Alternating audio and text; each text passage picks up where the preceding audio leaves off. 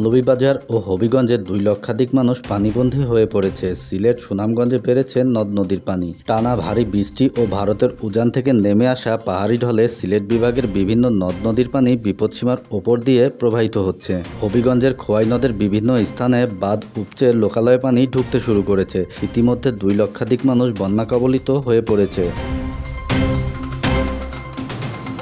মৌলভীবাজার ও হবিগঞ্জে বন্যা পরিস্থিতির অবনতি হওয়ায় সারা দেশের সঙ্গে সিলেটের রেল যোগাযোগ বন্ধ রয়েছে।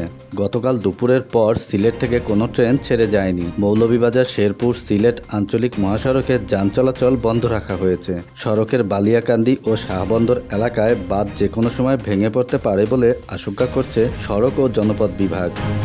এছাড়া মৌলভীবাজার কুলাউড়া সড়কে একাধিক স্থান পানিতে তলিয়ে যানবাহন চলাচল ব্যাহত হচ্ছে।